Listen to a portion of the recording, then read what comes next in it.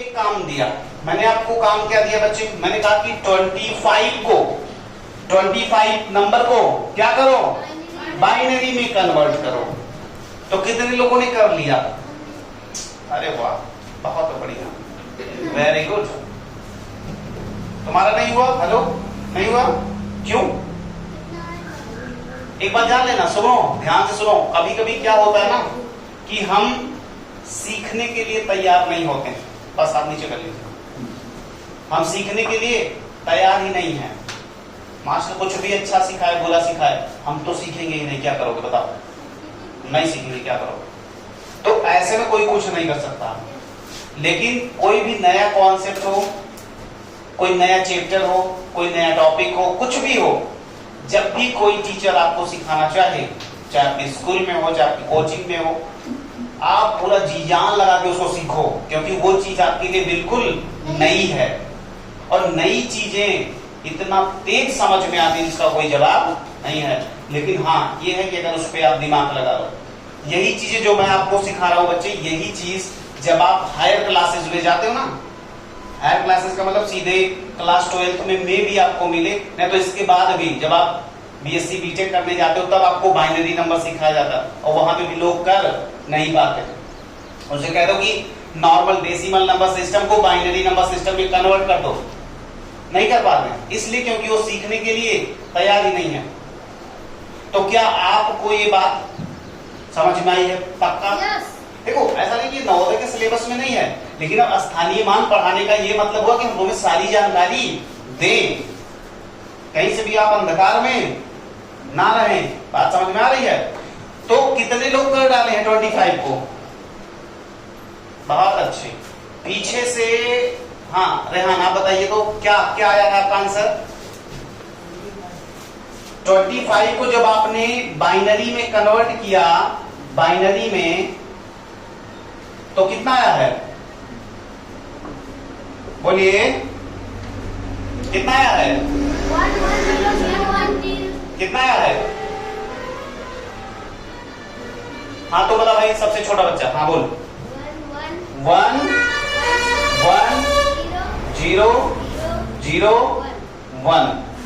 क्या ये बात सही है? सारे लोगों का यही आया है। तुम ये भी चेक कर सकते हो कि क्या ये 25 है या नहीं। लेकिन फिलहाल आओ, सबसे पहले मैं आपको दिखाता हूं कि ये आया कहां से। कुछ नहीं करना है, फैक्टर करना जानते हैं, गुणनखंड काटना जानते थे, तो चलो 2 से भाग करो। 2 से 25 में भाग करोगे, पहाड़ा कितनी बार जाएगा? 2 एकन्ने 2 और 2 दूना 4। हासिल कितना गया? कैरी आ गया, हासिल आ गया 1। फिर अब 12 में कितने से भाग कर दो? 2 से। कितनी बार पहाड़ा जाएगा? 6 बार जाएगा। और यहाँ पे 0। बोलो हाँ या ना? फिर 6 में पहाड़ा लगा दो 2 से, कितनी बार? क्या आएगा? 0। चलो फिर से बताओ, 2 से कितनी बार? 1 बार। और यहाँ पे 1। हमने कहा कि नीचे से इसको पकड़ लो, तो 1 1 0 0 1। बहुत बढ़िया यार, इस बच्चे ने तो कमाल कर दिया। कक्षा 4 का बच्चा इतना बढ़िया आंसर देता है। जनाब समझ में आई बात? बैठिए। अब इधर सुनो, क्या ये 25 है? आओ चेक करते हैं। इसका आप प्लेस वैल्यू निकालो। तो 1 गुणे 2 की पावर 0, तो 2 की पावर 0 बराबर 1, और 1 को 1 से गुणा करोगे बच्चे 1। कैमरे में दिख रहा होगा? ओके, इधर आओ। फिर 0 गुणे 2 की पावर 1, लेकिन 0 से किसी भी संख्या को गुणा करोगे बच्चा 0। फिर 0 से किसी भी संख्या को गुणा करोगे 2 की पावर फिलहाल 2 0। अब फिर से आओ, 1 गुणे 2 की पावर 3, तो 2 दूना 4 दूना 8। कितना आएगा? 8। यहाँ पे आएगा बच्चा 1 गुणे 2 की पावर 4, तो 2 दूना 4 दूना 8 दूना 16। अब चलो जोड़ डालो, 16 8 16 8 24 24 25। क्या ये यही है? तो अगर यही है तो इसका मतलब हमारा सवाल अस्थानीय मान का मतलब? तो देखो सुनो भैया, हमें वो बातें बताओ जो हमारे नवोदय की परीक्षा में पूछी जाए। तो सुनो ध्यान से, नवोदय की परीक्षा में दो बातें पूछी जाती हैं। एक होता है प्लेस वैल्यू। क्या होता है? Place value. Place value. और एक होता है बच्चे फेस वैल्यू। Face value.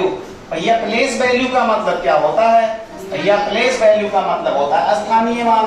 क्या होता है? स्थानीय मान। हिंदी अंग्रेजी सारी बातें होनी चाहिए।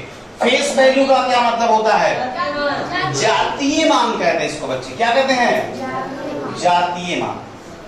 अब सुनो ध्यान से, या अंकित मान। हाँ वेरी गुड, बहुत बढ़िया बच्चे, बहुत बढ़िया। या इसी को अंकित मान भी कहते हैं, ओरिजिनल वैल्यू भी कहते हैं, वास्तविक मान भी कह सकते हो। अब ध्यान से सुनना, फेस वैल्यू और प्लेस वैल्यू में अंतर जान लो। जैसे मैंने आपसे कहा 62582, यहां पे 5, चलो कोई बात नहीं। मैंने आपसे कह दिया बच्चे कि 6 का प्लेस वैल्यू और फेस वैल्यू। ए लड़की सो रही है क्या क्लास में? दे 6 का प्लेस वैल्यू और 6 का फेस वैल्यू दोनों बताओ। तो जैसे ही मैंने आपसे कहा बच्चे कि 6 का प्लेस वैल्यू बताओ, आप क्या करोगे? 6 लिखोगे और गुणा लगाओगे 10 की पावर 1 2 3 4। बोलो हाँ या ना? तो इसका वैल्यू क्या हो गया? 6 लिखकर कितना जीरो? 1 2 3 4। यानी 6 का स्थानीय मान, 6 का प्लेस वैल्यू क्या आ गया बच्चे? 60,000 आ गया। बोलो हाँ या ना? पक्का?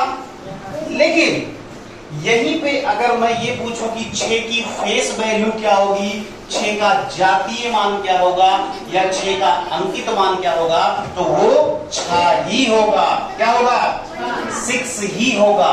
तो वो संख्या जो होती है वही उसका जातीय मान, वास्तविक मान, अंकित मान कहलाती है। तो क्या ये बात आपको समझ में है बच्चे? आप इसको नोट कर लीजिए सारे लोग। कोई दिक्कत हो तो आप हमसे फिर से बात करें। Okay okay.